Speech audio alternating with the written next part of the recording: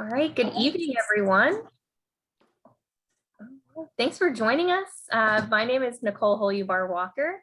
I'm a director of regional engagement here at the Emory Alumni Association, and we're so excited to have you all joining us tonight for a very special event and conversation on environmental justice.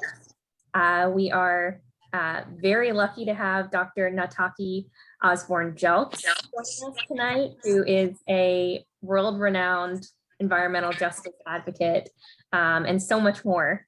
So first, a special thank you to the Emory Alumni Environmental Network for being our sponsor tonight. I know many of you on the call are part of the network, but if you want to learn more, do not hesitate to reach out. And of course, quick housekeeping updates. Be sure to mute yourself.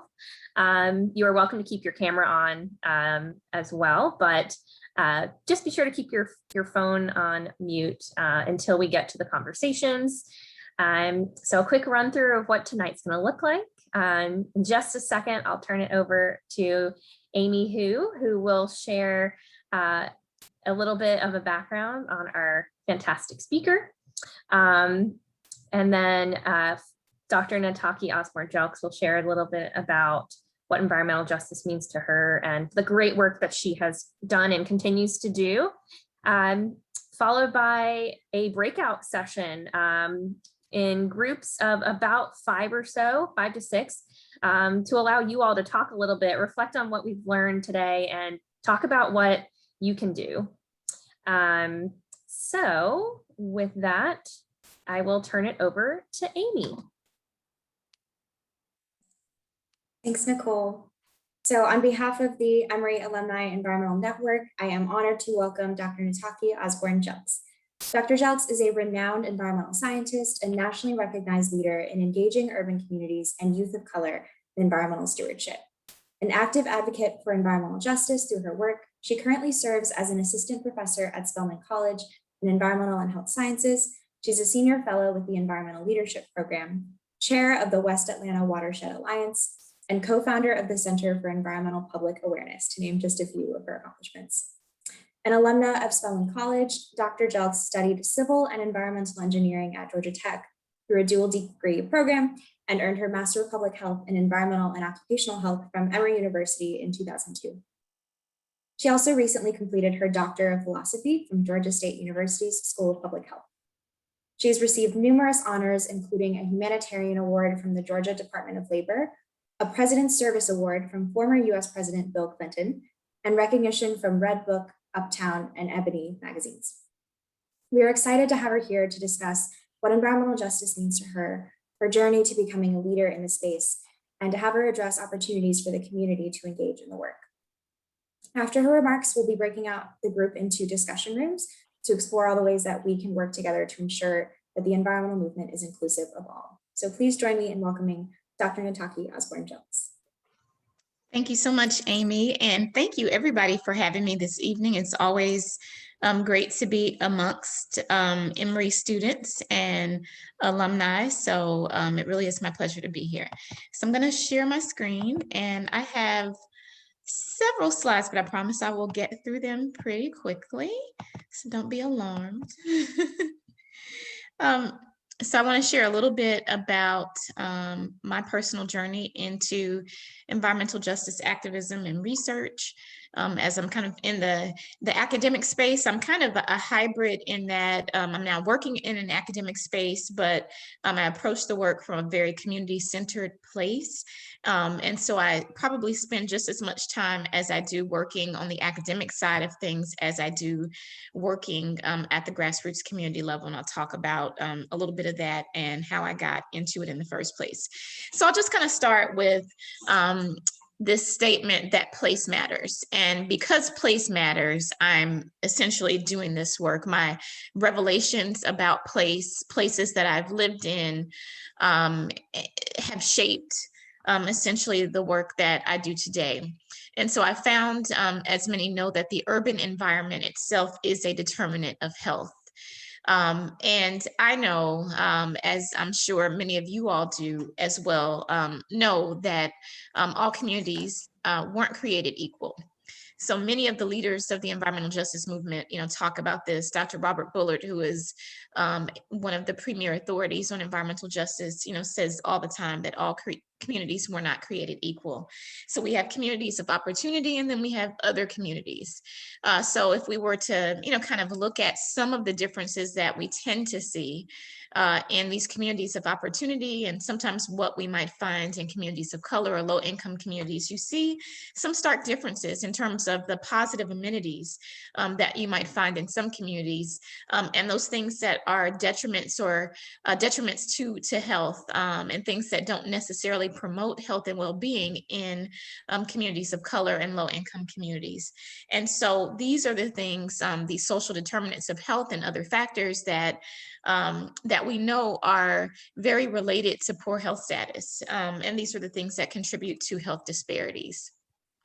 So as we look at this intersection of health, place, and equity, we see that, for them to all come together, we've got to, have this global look at, things like health facilities, access to healthy food, housing. So as we talk about the environment, we're not just talking about the natural environment, but we've got to bring the built environment into play as well. Parks and green space, open spaces, playgrounds, do communities have access to these positive amenities? What types of environments do people work in? And that's something that we've been hearing about in the context of COVID-19, in terms of those who are working in essential jobs, those who have not been able to shelter in place at home and work remotely, and be somewhat removed from the risk of contracting SARS-CoV-2, the virus that causes COVID-19, and things like transportation, traffic patterns. We know that these are things that impact health status and quality of life, the quality of our schools, whether or not we have safe communities that are free from violence. In Atlanta right now, violence and gun violence in particular is something that is very top of mind in terms of the increase in violence that we've seen in the midst of the pandemic, and when we compare what's happening now to pre-pandemic conditions. So some people would say that their neighborhood is killing them. And because you all are all, engaged in this alumni network focused on environmental issues, I know that you understand the importance of the environment to our health.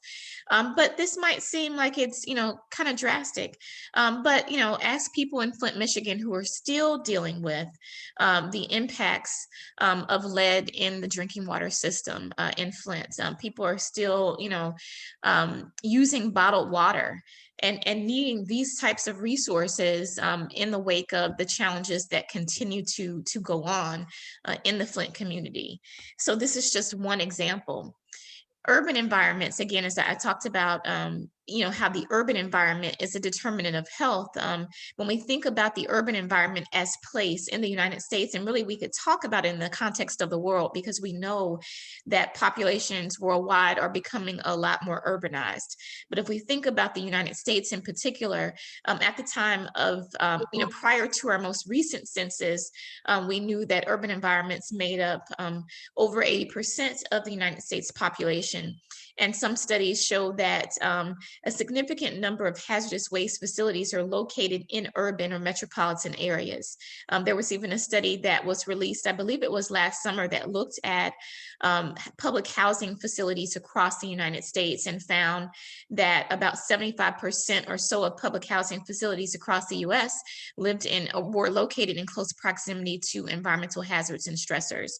So we've got to think about the urban environment, and that's where I tend to focus a lot of my research and activism. So that brings me to the South in particular, what some people would call the dirty South. And this is sort of a take on an older hip hop song by the Atlanta-based group Goody Mob. And so when we think about the dirty South, it is a moniker, if you will, for the number of problems and challenges that we still experience in the South, in the deep South and Southeastern United States. This is also sort of the Black Belt region. And so we can definitely quickly correlate, the location of communities of color to a number of hazardous waste sites and toxic waste facilities in the United States. It's not that we don't see and experience them in different parts of the country, but we definitely experience them in the South. And this is an area where there is a proliferation or concentration of toxic and hazardous waste facilities and sites. Dr. Robert Bullard, who I referenced earlier, has said that the South has a legacy of unequal protection. Why would the environment be any different? And he is exactly right. We can link, the legacy of unequal protection across a number of factors in the South to what we see and experience with respect to the environment. And so I came into this work personally because of my personal experience growing up for a portion of my childhood in Louisiana's Cancer Alley corridor. And you see a picture of this, a part of this corridor here. Cancer Alley is that 85-mile stretch of land between Baton Rouge and New Orleans, Louisiana, that houses over 100 or so chemical companies, petrochemical companies, and other pollution generating facilities. Many of the people who live in this area are, living along the fence lines of a number of these facilities. And we're talking about communities of color, not just African American, but Native American, Vietnamese American, and other communities who are living in this corridor that is also known as the Mississippi River Chemical Corridor. In terms of my own personal experiences, I grew up less than a mile away from this facility. And let me just say that we think about Cancer Alley in the context of communities of color, in the context of low-income neighborhoods and communities. I grew up in a middle-class neighborhood, but we were not immune to being in close proximity to the types of facilities that are up and down that 85-mile stretch between Baton Rouge and New Orleans. And for me, I began to recognize that the pollution index was always high. The air smelled bad, the water smelled and tasted bad. Anecdotally, for me, I remember experiencing a lot of light colored splotches on my skin, what the doctors called hypopigmentation. I underwent a number of allergy tests. Doctors couldn't ever figure out what it was. They wanted to try to see if there was something in my diet, maybe something that we were using in terms of personal care products or laundry detergents, and they could never figure out what it was. So they just called it hypopigmentation, gave me a topical cream. They took skin biopsies, the whole nine, but could never really figure out what was happening. And what I recognize is that before I moved to Louisiana, I didn't have this challenge. And when I moved away, it went away. My mother, after living in this area, was also diagnosed with breast cancer. And really that was the thing that it was kind of the straw that broke the camel's back for me. And this, kind of personal tragedy turned into a purpose for me. Thankfully, my mother is a survivor of over 20 plus years. But really just the fact that this possibility existed, even though we cannot say that what we may have been exposed to is the cause of her diagnosis, really just the fact that that possibility existed gave me this impetus to want to get involved, to work with communities, to be a part of the environmental justice movement, and to use my skills, strengths, talents, and education to contribute to the improvement of communities who are facing similar challenges to what my community faced as I grew up in this area. This is just another picture from the Cancer Alley corridor here in Norco, Louisiana, one of the places where I've done some research. And some of my research around environmental justice, is about working, in the community that I live in on the west side of Atlanta, and assisting communities who are trying to build capacity to engage and work to identify environmental hazards and stressors, to reduce them, and to, promote and to try to transform kind of toxic spaces into healthy places. So much of my work, activism, engagement, and research is around that. But I've also gotten really interested in understanding the stories, and hopefully I'll be doing some significant work to elevate the stories of local community activists, women in particular, women of color, who have dedicated their lives to advancing environmental justice in their own communities. And so here in Norco, Louisiana, where this picture was taken, is the space where there are some amazing women of color, environmental justice activists who have, fought local facilities, taking their fights all the way to places like The Hague in the Netherlands, to shareholder meetings of international corporations, but they've also worked to do things like to get their communities relocated away from these environmental hazards and stressors. So just to quickly move into, in the last few minutes that I have, what environmental justice is. This is EPA's definition of environmental justice, perhaps one that you've seen or encountered before. It talks about environmental justice being the fair treatment of people of all races, incomes, and cultures with respect to the development, the implementation, and enforcement of environmental laws, regulations, and policies. It also goes on to talk about this concept of fair treatment, meaning that no person or group of people should shoulder a disproportionate share of negative environmental impacts as a result of a country's, or we could say a city, county, municipalities, domestic or foreign policies. When we think about environmental justice, and there are numerous definitions, but I've kind of pulled out some key maybe bullets here when we think about environmental justice in the context of environmental justice activists.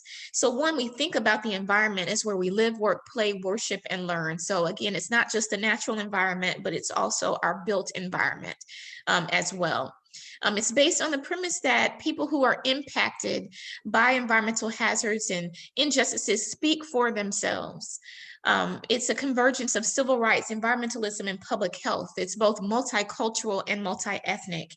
At its core, this is a grassroots struggle, but it's also global in nature. I remember many years ago going to the World Conference Against Racism and being a part of the working groups around environmental issues, and you literally could have closed your eyes and tuned out the fact that some people, were speaking through translation. But no matter where people came from across the world, we heard similar narratives and stories about the environmental injustices being experienced and borne by communities of color, and where we saw communities that were low income and or living in poverty or slum conditions. Environmental justice is also focused on social justice and pollution prevention. And so that kind of brings me in the last, okay, it looks like I have like 5 minutes left, 5 or 6 minutes left to talk a little bit about my work in Atlanta, and really to give you sort of Atlanta as a backdrop, this place where we all went to school at Emory University. So in 2009, Atlanta was named America's most toxic city in an annual feature in Forbes magazine. And so Forbes was looking at the number of responses that EPA had to make in the principal city. They were looking at the facilities that were releasing toxic chemicals, the pounds of toxic chemicals released, as well as the air quality ranking. And so years ago, that air quality ranking was very poor. It has improved significantly over recent years. Also, a few years later in 2012, in Travel and Leisure magazine, Atlanta made the list of the top 10 dirtiest cities across the country. And so we could debate, the methodologies used in both of these features, right? And perhaps this Travel and Leisure magazine is a little less rigorous than what was done in Forbes magazine. And we could probably, look at that and be critical about what was done for the Forbes feature future. But I just thought anecdotally, this is really interesting. Atlanta ranks number 5. It was listed, this survey or the listing, this list was developed from a survey of the magazine's readers, of the places that they had visited and traveled to. And so they gauged dirty in a variety of ways, things like litter, air pollution, and even the taste of local tap water. And these are all things that in my 20 plus years of living in Atlanta now, I've heard as concerns and challenges of community residents. Also in 2012, there was a study called The Patterns of Pollution, a report on demographics and pollution in metropolitan Atlanta that was commissioned by an organization that no longer exists called Green Law. And it was a public interest environmental law firm. They worked on environmental justice issues, but also on broader issues of, air and water quality challenges across Georgia and other parts of the Southeast. In this study, it was found that metropolitan Atlanta, a 14-county region, had about 52 environmental justice hotspots.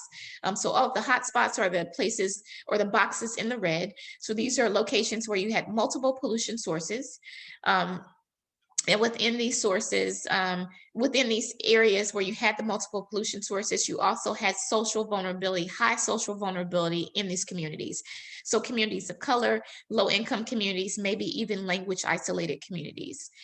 The blue boxes that you see that are not numbered are the environmental justice cold spots. So these are places where you may have had multiple pollution sources, but you didn't see the same types of social vulnerability. So higher income communities, more affluent communities who had some resources, financial and perhaps otherwise, to contend with and deal with or address some of these environmental stressors and hazards. And not to say that, communities of color don't have, resources or build the capacity to address some of these issues. But, from the beginning, again, this idea that all communities are not created equal. So the resources distributed through these communities to address these challenges are also not equal.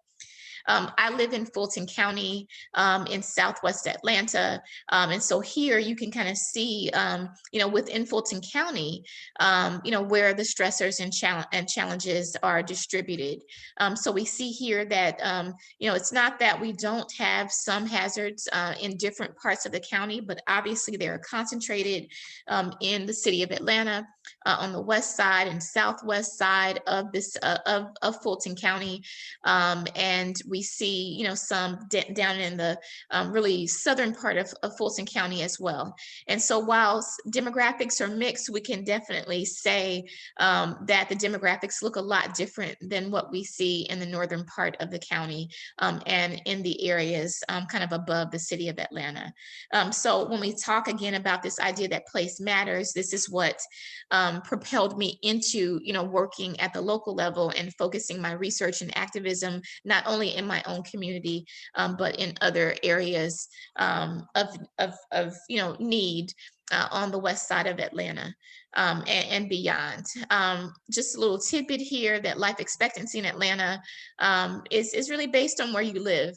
There was a study that came out a couple of years ago with data from the National Center of Health Statistics and the Robert Wood Johnson Foundation that identified a 24-year difference in life expectancy from folks who live in the Bankhead corridor, not too far from where I live, and Vinings. And these communities are not that far apart, but but a 24-year difference in life expectancy. So we can kind of tie it back to some of these social determinants of health that we've talked about.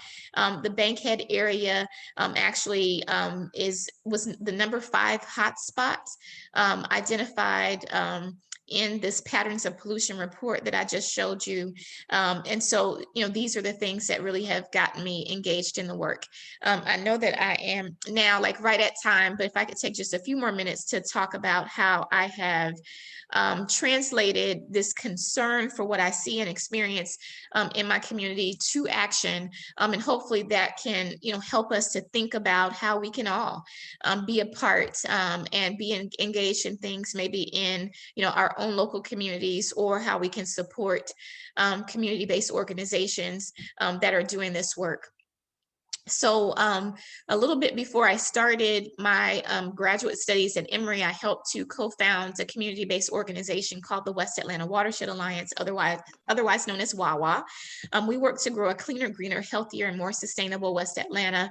We do that work through community organizing, advancing equity, education, usually place-based, culturally relevant and responsive environmental education, community science, really helping to set the conditions so that community members can be empowered to empower themselves, I should say, to collect data, engage in research that can help them to press for actionable changes in their community. And then watershed stewardship, environmental and watershed stewardship. We work primarily in three watershed communities on the west side of Atlanta: the Proctor, Utoy, and Sandy Creek watersheds. These are all major tributaries to the Chattahoochee River, and they make up a good part of Northwest and Southwest Atlanta.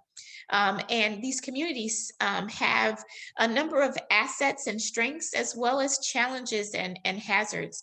So across these three, contiguous urban watersheds in the, Atlanta core, on the west side of Atlanta, we have beautiful spaces like what you see here, the Cascade Springs Nature Preserve, a 135-acre old growth forest, preserved in part because of community activism to make sure that this place could be a respite for community residents. And interestingly enough, even though community activism helped to buy and preserve this space for the use of the community, before the work of the West Atlanta Watershed Alliance many years ago to open this space up on the weekends for community residents, it was only open Monday through Friday from 8 a.m. to 3:00 p.m. So think about having a beautiful asset, trails, gorgeous tree canopy, this beautiful waterfall in the middle of your neighborhood, but not being able to access it because it was only open when you or your kids were at school or at work. But we have these beautiful spaces, but we also have challenges and stressors like what you see here in the Proctor Creek watershed. So things like illegal dumping, water, our surface waters being contaminated by raw untreated sewage mixed with stormwater that comes from our aged sewer system that still plagues, some of the in-town neighborhoods on the in Atlanta. So not just on the west side, but on the southeast side of Atlanta as well. So we're grappling with these types of challenges amidst, even though we have some of the resources like you saw in Cascade Springs in the previous slide. And so simply, WAWA's mission is to improve the quality of life within the West Atlanta watershed by protecting, preserving, and restoring our community's natural resources. And our grassroots approach to organizing research, community science, and education elevates local community knowledge and lived experiences in a way that we believe helps to enable residents to solve and address their own environmental challenges. We believe that a healthy community, a healthy environment, is one of those key ingredients to a healthy community. And we work hand in hand with West Atlanta residents to, protect our watersheds, but in doing so to, improve and restore our own communities, not only for the sake of the environment, but for the human communities that inhabit them.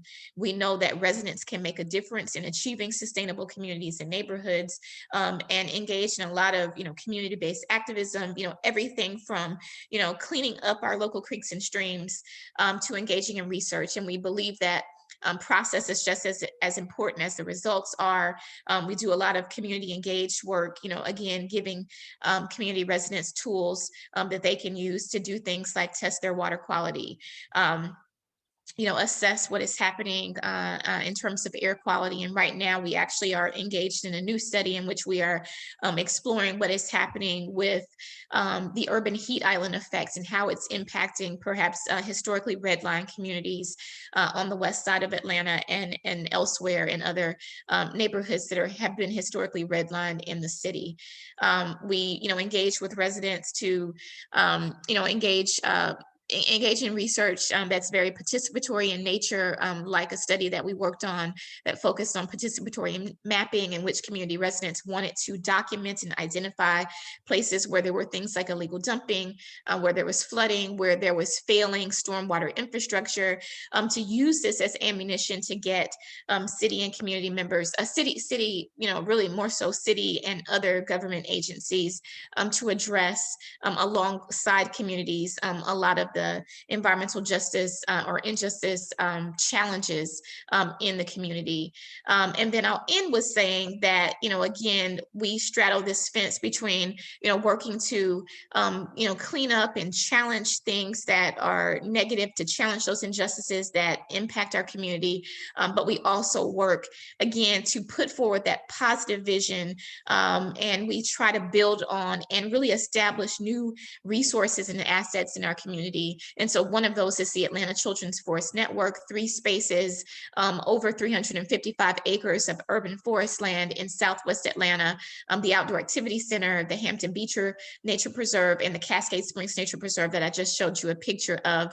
And collectively, these spaces are within about 3 miles of each other, a few minutes from downtown, places where people are getting, exposed to nature.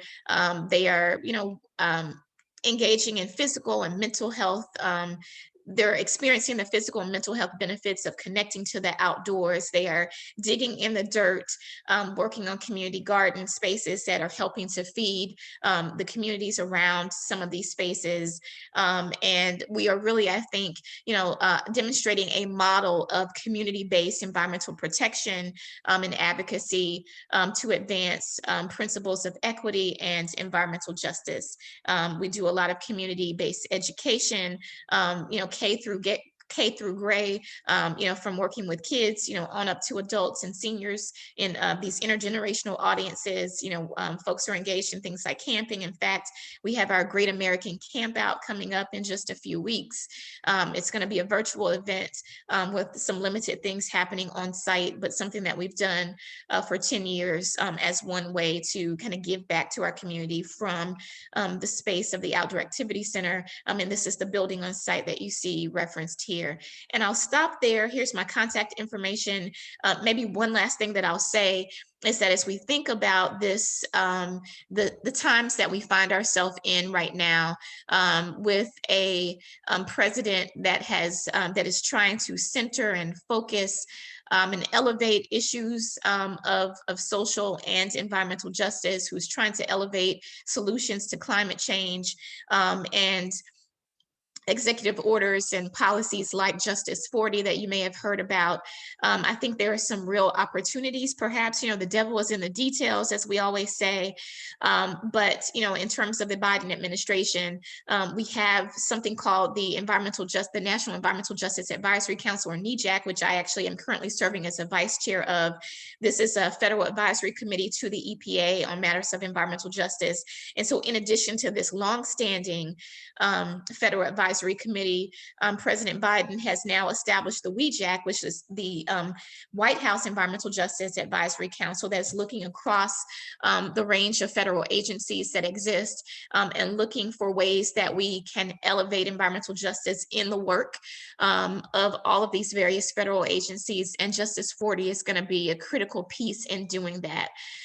Again, the devil is in the details. It has the potential to be transformative. And you have entities like the NEJAC and the WEJAC who are trying to seek greater clarity and make specific recommendations to the Biden administration on how we can make sure that what we hear about Justice 40 will actually, trickle down and impact frontline communities, invest in those frontline communities in a positive way. We don't want something that sounds good in theory, but that ultimately, doesn't, begin to meet the needs of communities. So there is some real potential here. We need to have our eyes on this policy in terms of how it can really impact in a positive way, our local communities. And we definitely need voices to, help to share in the advocacy to make sure that that indeed happens. So I'll stop there. I know that I went 10 minutes over time. I apologize. But if we quickly have time for some questions, I'm happy to entertain them. But if we also want to move directly to this discussion, circles, I'm happy to go with that as well. Not a problem. We'd love to take a couple of questions, actually. So if you have a question, go ahead and raise your hand and I will spotlight you.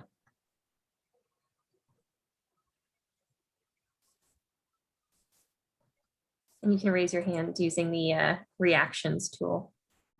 Oh, I see a thumbs up. Let's see. Jason, did you have a question? Yeah, I'm sorry. I'm not seeing the raise No, that's hand okay. function. So Thumbs up works too. Not a problem.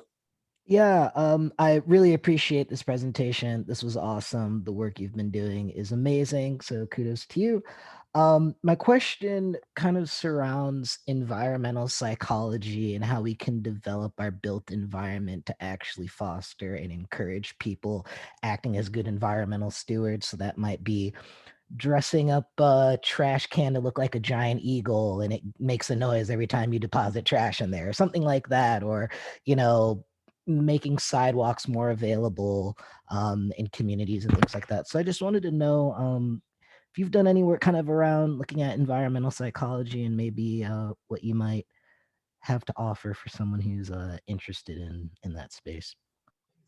Thank you for your question. Really great question. So I haven't done a lot in terms of environmental psychology, but kind of with my public health roots, I always know that we want to make like the healthy choices, the easy choices.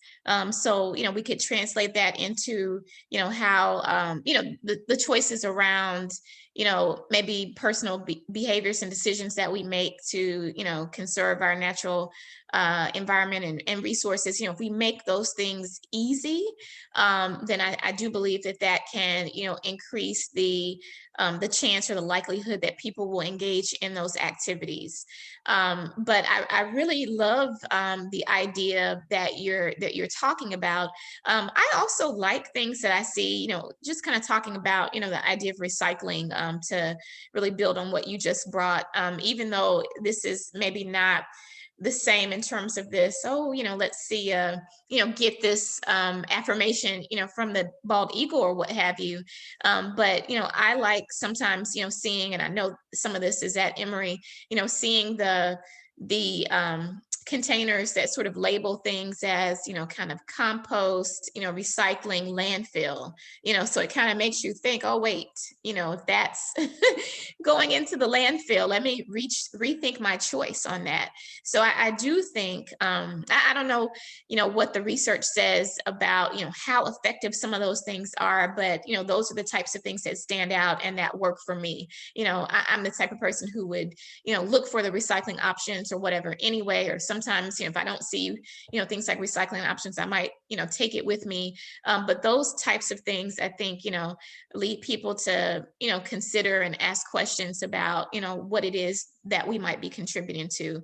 And so I really love your ideas around what can be done, especially in the built environment. I do know that there are a lot of folks who are working on kind of biophilia and even biomimicry in terms of various sites that may have a lot that we can learn in this particular area. I appreciate. Am I allowed to have a quick follow up? Is that all right, Nicole? Sure, go ahead. My follow up is what do you see in the space of trying to push more policies that that really encourage reducing our consumption instead of trying to recycle what we're using? It'd just be great if we stop making so much stuff. And I don't know kind of what the business community might have to say about that. Yeah, good question. And so I think that that's kind of one of those $10 million questions as well. But I think if we, I think there has been a lot that has been invested in things like recycling and, knowledge about recycling. But, what if we, years ago, there used to be kind of like the three R's. And recycling, it was kind of recycling, reuse, reduce, recycling, reuse, right? So the three R's. Then we talked about the four R's. So that fourth R, refuse, like refuse to, take the plastic bag, at the grocery store, take your own with you. And then recently I've heard about, kind of rethinking, like how do we rethink our entire mindsets and think about more of a circular economy, um, and how we can, and I think industrial ecology and some of those fields have always been thinking about like how can we use what might be considered waste outputs as inputs into other systems.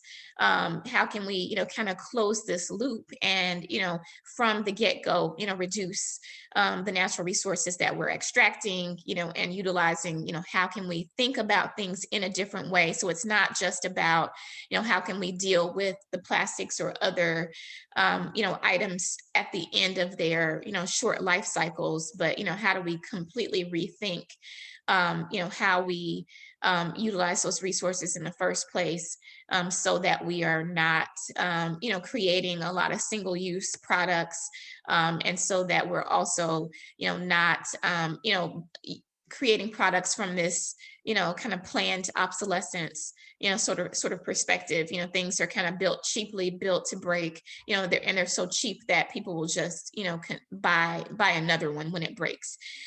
So we've got to get out of that, for the planet's sake, but also, let's think about where the waste ends up. As we talk about environmental justice, it ends up, in communities of color, in low-income communities. So we can solve multiple challenges by rethinking, just how we, do things, how we produce and how we consume. Thank you. Right, got a couple more questions. Taylor, I saw your hand go up first. Taylor McNair. Well, thanks, Nicole. Thanks, Nataki. This was really awesome and super interesting. And thanks again for taking the time to join us. I guess my question is about like prioritization, or if you have any advice for folks who are looking to get involved with general environmental justice issues or issues in their community. Like when you think about urban environments, there are lots of daunting challenges, from pollution to electricity and transportation and housing, and litter, et cetera. Like I'm wondering if sort of you have any direction or insight into kind of like what we should be prioritizing from, from sort of a justice perspective, or even kind of like a carbon or climate perspective. And if you might have any advice to offer folks who like might want to get involved in something, in their community, or something along those lines. Thank you. So, I mean, I agree with you. There's so many challenges. There's so many priorities. So how do you, really decide?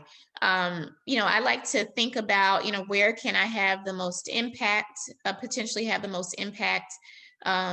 Where are those possibilities for me to, influence something, and where is the greatest potential for impact? So that's kind of, what I tend to think about in terms of how, I utilize my time and get involved. But I think, these are perhaps individual, decisions that folks make. What speaks to you the most? Like, where do your resources and skills, where can you lend them, to best, impact change? And so, where can you, be most useful? So those are things I think to think about. And, you can think about those in the context of, how big those problems and challenges are. Are there groups, that are engaged on the ground that you can link up with? That's always, a good, barometer as well. Where are folks, digging in, doing the work? How can I join forces with them, through volunteering or other types of arrangements?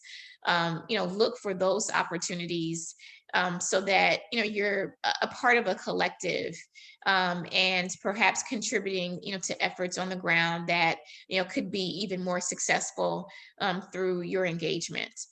So look for those groups in your local communities. If you tend to end up, living in a place where there aren't communities or aren't, a lot of these challenges, that are happening, look into, how you might be able to, support perhaps through donations, or organizations that just speak to you, even if they aren't in your local community. I also do know now, especially, it was happening a little bit before, but definitely now, with the challenges of the pandemic, there is a lot of remote work that is happening, with communities, a lot of technical assistance that I see, lots of, volunteers providing, sometimes informally, sometimes through, specific channels like I know Taproot is one of those, which is I'm probably not going to characterize what they do well, but I know they link up people who have skills to nonprofits and community-based groups who have needs. So it could be anything from I don't know, working on websites to providing technical assistance, to help communities work on strategizing to address environmental justice concerns. I know of some groups that are doing that right now through groups like NACCHO. They are providing technical assistance to communities, to groups across the country, and linking up professionals who have expertise in environmental health or related fields to assist those communities. So there are a lot of different arrangements, I think, and partnerships that you can get engaged in, even if there are not things happening in your local community. Awesome. Thank you. All right, we have one more hand raised. Maggie. Thank you so much for being here. Really enjoyed your presentation, and I learned a lot about things I didn't even know, and been in Atlanta for almost 8 years now. So thank you. So my question is, right now I am a teacher at a few different after-school programs, both like within the city of Atlanta and then in the surrounding counties with like middle and elementary school students. And I'm fortunate enough to do a lot of gardening with them and cooking. And I've kind of tried to introduce like environmental stewardship and reducing waste into the programming that we do at the schools. But I'd really like to kind of, I guess, drive home the importance of environmental justice with these students, because I'd want to go beyond just like, okay, like let's compost our food scraps and let's like pick up trash. I'd like to just kind of take it a little deeper with them and make them aware of some of the real issues, like contemporary issues that are facing their communities. So do you have any advice for how I could kind of help young students introduce them? Yeah, so first of all, congratulations and thank you for what you are doing. I think that, sounds great.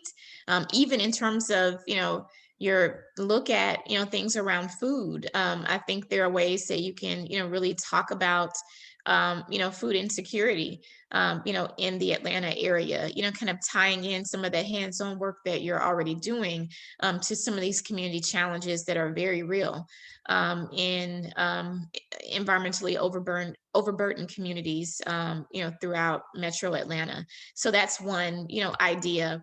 I also think maybe, connecting, as feasible in terms of the framework of the programs that you're in, connecting with some of the local community-based organizations who are working on environmental justice issues.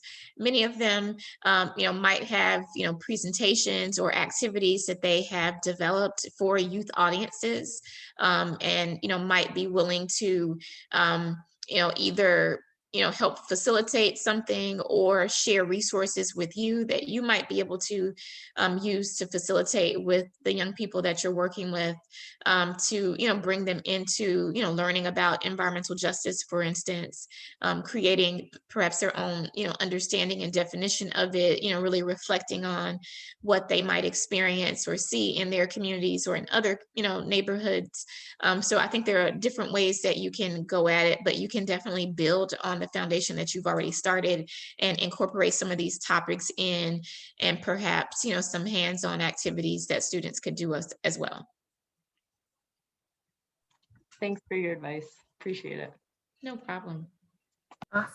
All right. And we also have Naomi.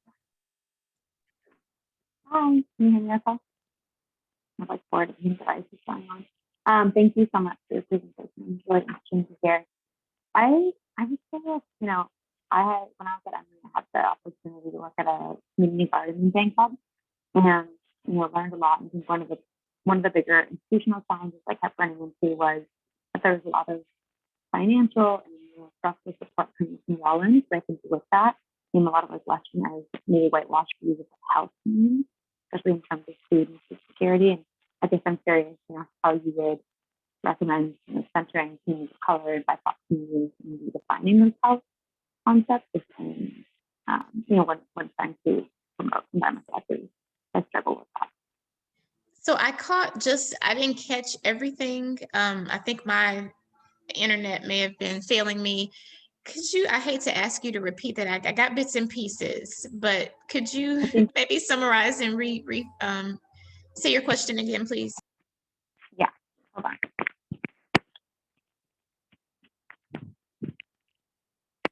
Can you hear me? Better. Yes, that's better. Naomi. What's going on right now? Bluetooth. Sorry, I may have also phrased it a little funky, but I was saying that when I was at Emory, I had the opportunity to work in Bankhead. I think something that I struggled with was a lot of Western, kind of like, you know, new partnering with Rollins for public health, and there were a lot of like opinions coming in about what health looks like, especially in regards to food and food security.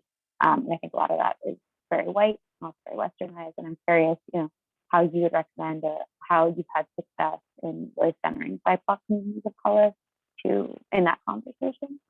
Sorry, notification. You know, in pursuing environmental justice without making it very whitewashed. Yeah, good, very good question. And so, you know, I definitely, in the work that I do, really try to have the community to lead. You know, we try to center what we do on those community needs and desires. You know, also understanding that in some cases, you know, there are things that, you know, whether it's Emory, you know, through the Urban Health Initiative or some of these other, you know, programs, we know that there, you know, is a lot that can be contributed, you know, about what health is, what it looks like, and, you know, how to do things like access healthy food. And, you know, I know that Urban Health Initiative was very engaged when, you know, in the Bankhead area, the main, you know, kind of grocery store shut down. And so there were a lot of challenges there. But I think you can never lose when communities, you know, are elevating their voices and they are leading, you know, those conversations about what they need and what they desire. And so, you know, a lot of times if communities, you know, are, you know, when they do lead, you know, being able to assist with the resources that others have can really help to bolster, you know, what the community is trying to achieve. And so I think, you know, we can kind of resist we want to impose, and, you know, and I'll say that in many cases, it's not that, you know, folks are coming from, you know, this place of, oh, I want to impose, you know, what we think and what, you know, we feel like this community needs on this community. But, you know, in the passion and excitement, sometimes that's what it ends up being. And so, you know, stepping back, you know, really trying to work, you know, collaboratively with communities, you know, waiting for their call in some cases, and, you know, also just, you know, really being open to pairing the strengths and resources of the institutions, you know, with the needs as stated by the communities. I mean, you just can never lose when you do that, I think. Thank you so much. Appreciate it. Thank you. All right, we have so many great questions and I don't want to cut anyone off or make anyone miss the opportunity to ask. So what I'm going to do is, Miranda, I know you have a question. So Miranda, I'll let you ask your question as well. If anyone else has anything, they are also welcome to ask. Since we would normally break out into our breakout rooms following this and have some smaller discussions. what we might do is just stick around in this big group and we can ask the questions and answer them together as a group. So if that sounds okay, everyone can give a thumbs up. If awesome, okay, great. So maybe we'll just do that. We'll just try, we'll wing it, go try different things. But we're so happy to have Nataki here, and we definitely want to make sure everyone can ask questions that they want to. Great. All right. So Miranda, I will hand it over to you, ask your question, and then if anyone else has questions, they're welcome to ask. Otherwise, we'll launch into some further discussion and questions. Thank you so much, Nicole. I really appreciate it. And thank you so much, Dr. Osborne-Jelks. Your presentation was phenomenal. And it was very interesting to me to hear about a lot of your work. And I realize now that I've actually heard about your work previously with Wawa and Proctor Creek. So it's such a pleasure to speak with you today. I had a question a little bit about sort of the concept of the Dirty South and what we've been talking about the southeastern United States being a hotspot for toxic waste sites. And I know that that's something that we've been aware of for quite some time. And I really like the Dr. Bullard quote that you provided pertaining to that, to the fact that the South is a place where a lot of things have gone overlooked, or a lot of things have been dismissed in a way. And there's been a lot of inequities in the South for quite some time. And something I wanted to ask about that is, what is your perspective on the role of your work, and in particular, the role of community-based and grassroots and citizen science in sort of healing the long-term effects of having this impact, the generational and traumatic impact of having so many toxic waste sites located in communities of color located in the southeastern United States. Thank you for your kind words, and also for your question. And I think that it's a tough question. But what I think about in terms of, my role is, I have always tried to use whatever resources were at my disposal, even as a student, when I didn't have many resources, but, I had the ability to, as I was working with communities and volunteering with them to, in some cases utilize, school projects to try to help get to some data or information or, something that the community needed. So I try to use, just whatever resources and skills that I had at my disposal to try to help advance, community progress in the areas that the community wanted to see things move. And I think growing out of that, out of those attempts to use whatever I had available, came some of the community science, citizen and community science work that I work with communities on now. Sometimes, we don't have a whole lot of resources, but, how can we take, what community members are thinking, what they want to, collect data on and document to use to help bolster their appeals for change in the community. What we found is that not only has there been this, kind of historical trauma associated with, living over, throughout generations, with, environmental hazards and stressors, in our communities, but people have also been unheard, and their voices have at many points been marginalized. And so the community science work has, it doesn't, it's not like a silver bullet, but it is helping, I think, to give community members, a voice. They have their literal voices, and then they have this data that they are able to, collect and analyze and understand for themselves, and then share with others to say, look at what's happening. And they're using that data not only to document what's happening from a negative perspective, but to use that as a jumping off point to develop ideas around solutions that they want to propose, and that they also want to be at the center of helping to implement, if those solutions are to be sustainable. So I think that, while it doesn't, solve everything, and there are lots of, kind of nuances, to this, very community engaged work, I am seeing both in Atlanta and in other communities that we're networked with, progress happening, because folks are finding, this as one community science and citizen science efforts as one pathway to building community capacity, to be louder voices, more strategic voices in pressing for community change. And so I think when we talk about kind of the healing, this is a step, that feeling of empowerment, not that, we are, empowering people, but that we're helping to try to set those conditions so that they can empower themselves. And so part of the healing, I think happens, through that process.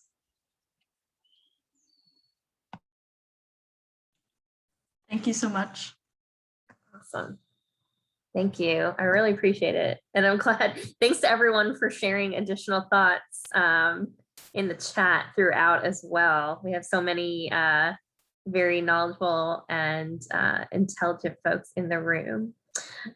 Great. Well, does anyone else have any questions that they want to ask of Dr. Osborne-Jelks before we jump into a little bit further discussion?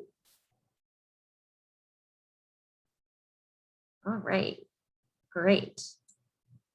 Perfect. All right. Well, like we said, we're gonna wing it a little bit, and since we are at 8 o'clock, we don't want to necessarily jump into separate breakout rooms like we initially planned, but want to allow everyone to come together and answer a few questions related to environmental justice.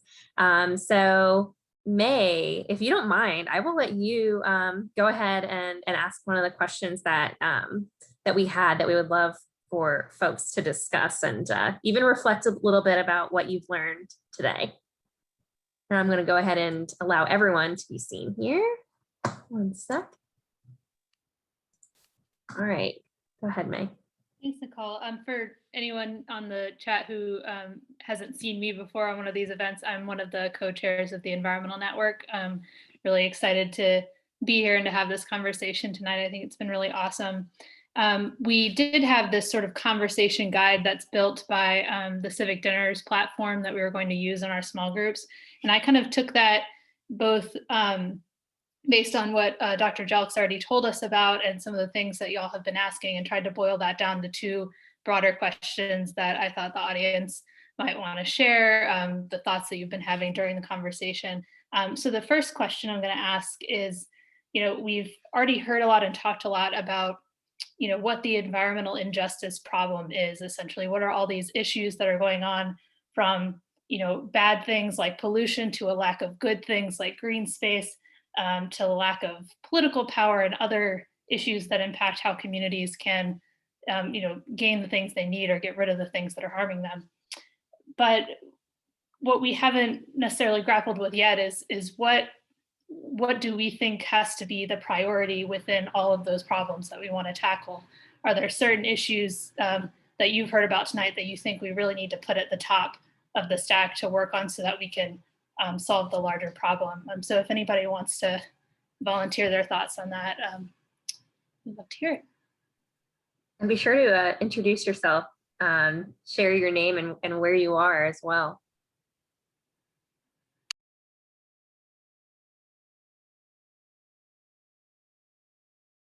I'm Jason Talley, and I'm in Brookhaven right now. I think the most pressing issue is to prepare people for the inevitable, I guess, shortage that's going to come with our overconsumption, whether it's food, whether it's product, clothing, gas, cars, just consumer culture in general. I think to really get the younger generation to understand that you don't need so much. I think that's a critical point. And then also revitalizing the rainforest, because that's our global bank, in my opinion. So yeah.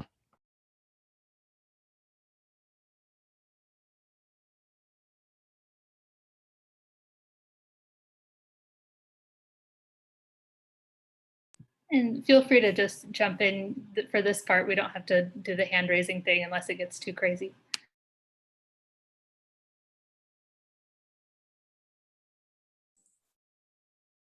I'll share, I'm Amy again, for everyone. I think I'm thinking about this question in terms of my current occupation, because I am a sustainability manager at a wire and cable manufacturer. And so when I'm kind of looking into what the company's sustainability goals should be, when I think about what's most pressing, right now I'm focusing on like who is suffering the most. And so for instance, if we're looking at water conservation, I'm really trying to find where the water stressed areas are, where there's drought, because I think that's the biggest impact that we can have. And from this conversation, I'm feeling inspired to also look at, communities of color and low-income communities, and where are we polluting that is affecting people at risk.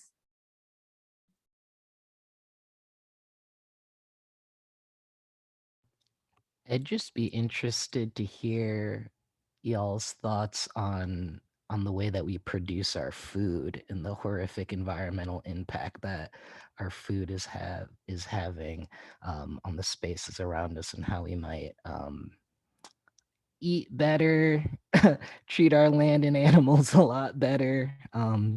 Yeah, I don't know if anyone, I don't know. I just have really terrible visions of, the pig lagoons and, flyover states and, the mass meat farms. And yeah.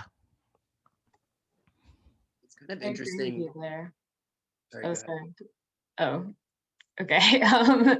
Just what you just said made me think about how, like, I guess the real cost of our food is not what people pay in the grocery store. And there's a large cost to, obviously like animal quality of life, and but also like human quality of life when we continue to have these factory farming operations around the country. So I feel like part of the solution of moving forward to a more like environmentally just and sustainable food system is going to be educating people on those real costs that we don't normally see because of various like government subsidies and other things that affect the market price of our food. It's kind of interesting hearing different people's perspectives on like where this kind of originates. Because Jason, you bringing up like food, and then also like people's behavior, and like kind of the psychology, well, of like consumption. It's like a kind of different perspective, almost like treating like the cause rather than the symptom, versus like just kind of like managing like wastewater systems, right? Because this is more of an observation, so I'll try not to ramble, but it's just interesting, like looking at it as like, oh, are we gonna solve this through like political means? Are we gonna try to do this through like sociological or anthropological, like kind of like pulling those levers? Is it something that market prices in the industry can kind of tackle, or is it all just kind of like all of the above? Because I guess what I was sort of thinking of is like, if we want to address like a lot of these different things, like, is it going to come through the political sphere? And if that's the case, like, is our government even like effective enough to accomplish that within like our allotted time frame and stuff?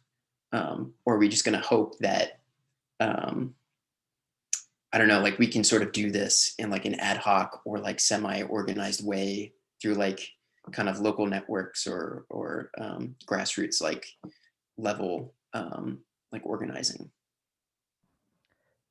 To kind of piggyback off that, I think, kind of going back to what Dr. Osborne Jokes was saying is, we as the consumers definitely have the power to determine what it is that gets produced. So if we all just, everyone on the planet just decides we're no longer eating at McDonald's, there's going to be a lot less McDonald's around. If we all collectively decide, you know what, I'm gonna carpool or I'm gonna walk to work, or I think it's great that folks are starting to work more from home now. It saves on the commute. These kinds of things like that. If we can all collect, but it has to be in mass. It can't be one municipality, yes, that's great. But to kind of have the overarching change that we're kind of discussing right now, it really has to be, what is the incentive? What do you have to lose by not engaging in some of these behaviors? I think, and making it real for people. I think, you throw your trash out the window, it's gone. It's wherever, but it's really not. So is mobilizing collective action then like our top priority? To answer sounds like it. Hey, my name's Joel. I'm outside of Minneapolis. And I think one way that like direct action is like not only possible, but somewhat mandatory right now is making sure that we're like prioritizing community-based action. And one way that like getting our community voices into actual like policy implementation is making sure that the voices that we've been talking about today that have been historically disadvantaged and not prioritized actually make sure that their voice is seen in their vote. And some of the ways that that's being hindered right now is by restricting bills like the For the People Act that might go up even next week for a vote in the Senate. And here I can even post a resource. Stacey Abrams is starting a new campaign I think she started yesterday.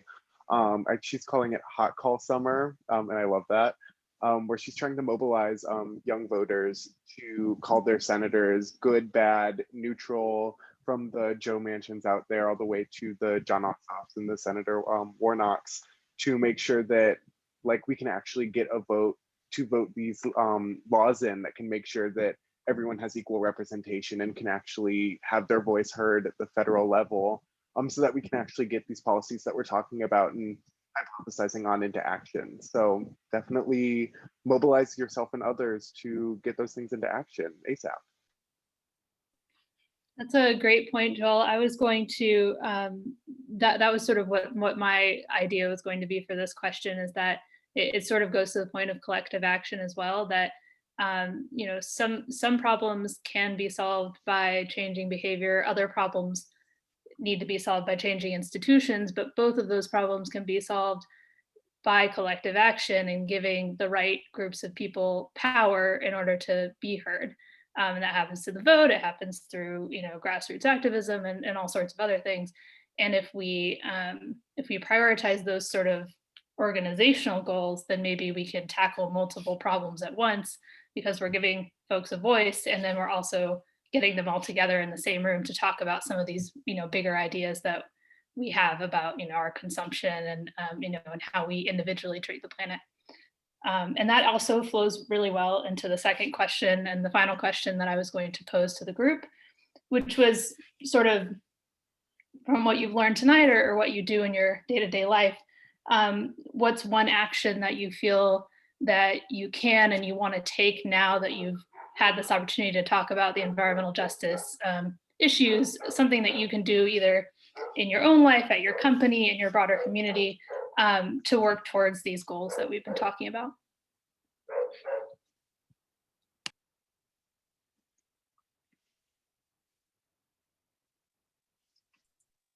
I'll quickly say I'm a recent first-time homeowner, and I've been trying to get more involved in local politics, or at least find out more about it. And so that's something that I kind of want to investigate more.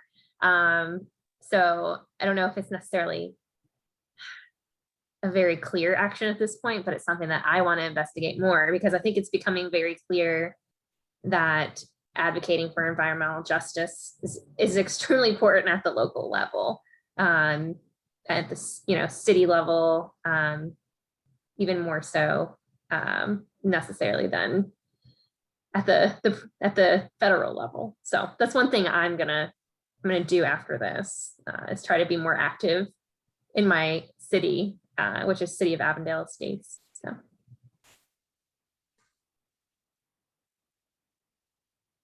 My city is Decatur, and there's a Beacon Hill Alliance that I've tried to join online and there's no way to put in a credit card number. So I'm going to have to deliver a check. But yeah, joining people who are working on these issues is the best thing. There's a guy, some of you may have seen him occasionally. Sometimes he stands at the corner of Scott Boulevard in Claremont with his sign. And I have to confess, I've never read his sign, but I do know he's not as effective standing there alone as we are when we can get other people moving with us. So that's the critical thing is join somebody, join the NAACP, join Beacon Hill Alliance, join, any other group, and then push them a little bit and a little bit more, and support what they're doing.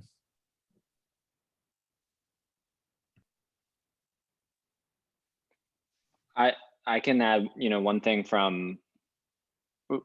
that I've been particularly involved in, and is particularly relevant. Sorry, my name's Taylor. I live in San Francisco, and this is an issue that's particularly relevant for San Francisco, but is not.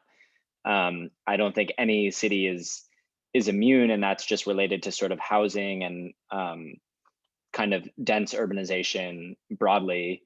I think Dr. Jelks talked a lot about sort of the built environment and urban environments that are growing. And I think there's a lot of definitive research out there that says we won't meet our climate goals unless we urbanize, and unless we sort of provide the right urban environments that folks want to live in. So that means, advocating for housing that, across sort of all statuses, neighborhoods, social classes, and particularly, affordable and deeply affordable housing, but also advocating for, people can live where they want to live in safe, healthy environments that, allow folks to get to their jobs easily and sort of low carbon, allow them to commute and access outdoor spaces and other healthy spaces. And I think there's sort of a ton of networks that you can kind of get engaged in. I think Atlanta is probably not seeing the same sort of housing crisis that many other cities are seeing, but they're certainly, right behind just because of how fast they're growing. And I think there's sort of lots of related implications from sort of a climate perspective and just justice perspective around housing and local public transportation, and all the sort of issues that tie into that. So I spent a lot of time kind of thinking and advocating and working in my local community around issues like that. And I think it's a really, powerful one from a climate perspective.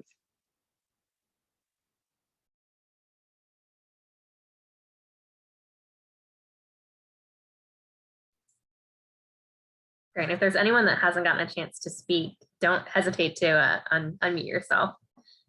We'd love to hear from you.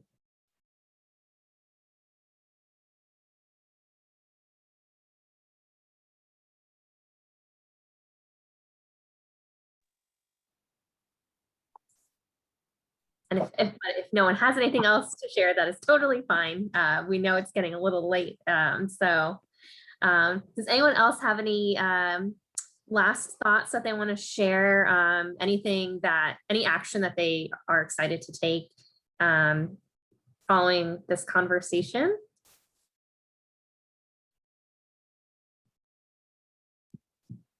Well, I know I'm really excited about the organization that Dr. Jelks shared with us, that helps pair up random professionals with random skills with different NGOs doing work that we care about to help out where we can fit in. I know sometimes I feel like in my day-to-day job, I'm not always getting to do the work that I want to do, and it can be hard to plug yourself in, in a volunteer capacity when you have something that you can help with. So hopefully we can all check out those organizations and get involved. If we have time, I did want to ask Dr. Jelks to elaborate on what she said in the chat, because I haven't heard of green gentrification before. Sure. Green gentrification, just in short, is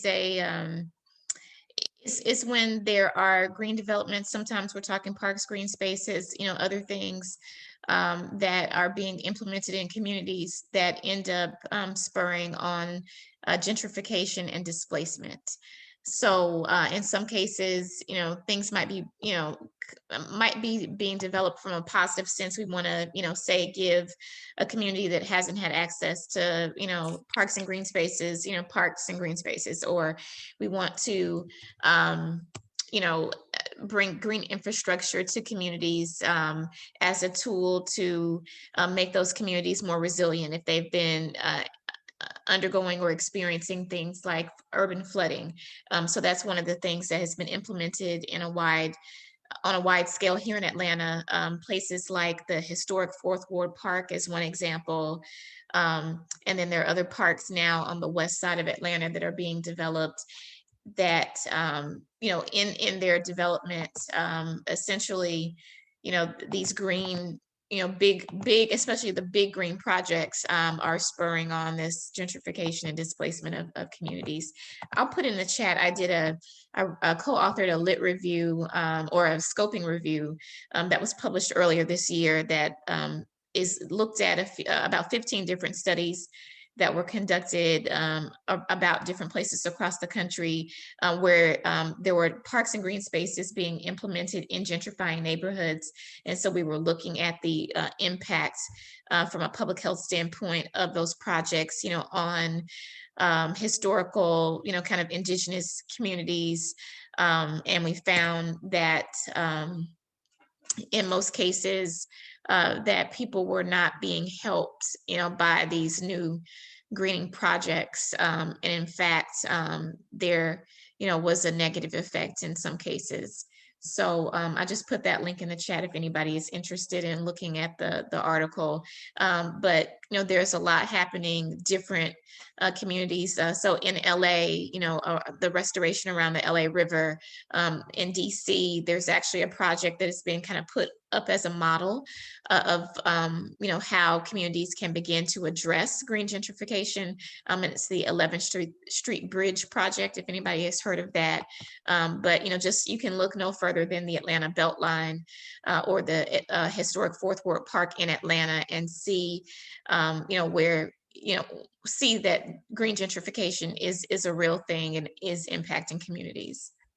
Good question. Thank you. If I can, I'll just follow up on that. Dr. Jelks, do you have thoughts on what the strategy should be to try to sort of fight that effect in a way that still allows those good things to come into those communities? Essentially, can we bring in the good stuff and then help the folks stay planted? Because obviously I can see how that happens and it makes sense in terms, just like other elements of gentrification.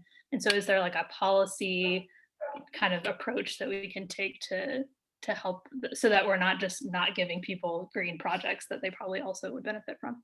Right. And in some cases that people are even calling for and saying, hey, we need, parks, we need green space, we need some of these, green infrastructure solutions. So I think it looks different in different places, but there has to be kind of this policy component. I also think that as these green projects are being implemented, that folks have got to break out of their silos. So if we're talking about, say, a park, or some kind of green or open space, it can't just be the park, agency that is, pushing that project forward. Where are the people who work on housing policy? Where are the folks who work on economic development? You've got to bring all of those entities to the table to make sure that we are maximizing, the opportunity for communities. And, in a real sense, in some cases, we've got to have that housing work and housing policy on affordability really happening before we start announcing these projects. And there have been many instances whereas, if you are announcing that the Beltline, for instance, is coming through this community, at the announcement, the speculation begins. People start buying up the property, wanting to hold it for that payday that they believe is coming. And so I think those strategies that are going to center, making sure that these positive amenities really do help these communities, we've got to get that out front before we, start, putting, the first leg of trail, on the ground. ground. We can't wait, in many cases, folks wait until, after, on the back end to try to figure out how we, deal with things like housing affordability. But, breaking those silos, having, all sectors, at the table who kind of need to be there, having community folks at the table, as well is critical. And that work really has to happen again in advance of these projects breaking ground and the ribbon cutting ceremonies and all of that. It has to happen way in advance. And so I think that's one of the things, and just making sure that there are policies in place that are safeguarding those communities. And, it's going to look different in different places. Some places might look at it, like, how do we, get rent control policies in place, for instance, for those folks who are going to be most vulnerable. But in places like Georgia, rent control is against state law. So that's not, something that can be implemented. So, by jurisdiction, there might be different policy solutions that are going to work best, in those, varied situations. Thank you. I guess, have any last questions? Yeah, so back home in Michigan, where I'm from, I sat on the Housing and Human Services Advisory Board. And something that kept coming up over and over with these affordable housing projects is, they'd say, okay, we're building affordable housing and it's going to be priced, at 60% of the area median income.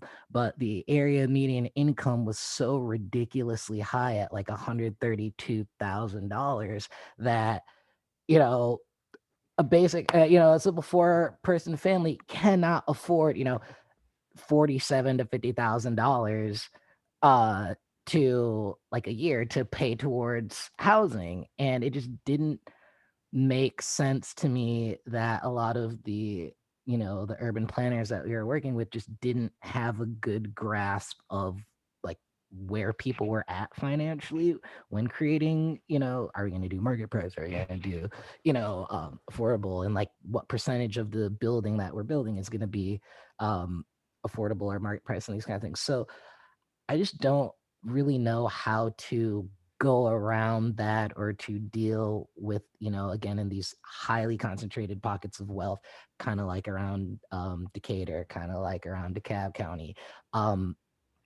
Yeah, I don't know if this question is making any sense. Sorry if it's not. I can go a little bit deeper, but I don't know if that makes sense to folks. Yeah, I think it does make a lot of sense. And people have started to challenge this idea of, what's affordable for whom?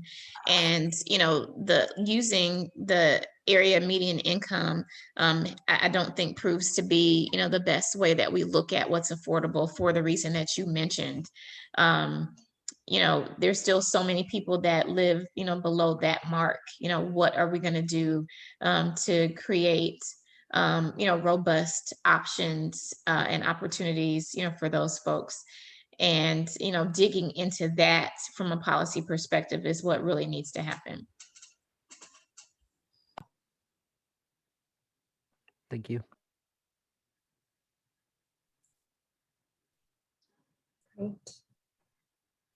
All right, well, with that, we are almost at 8:30 Eastern time. So I'd love to let our fantastic speaker turn in for the night and let all of you get on with your evening as well.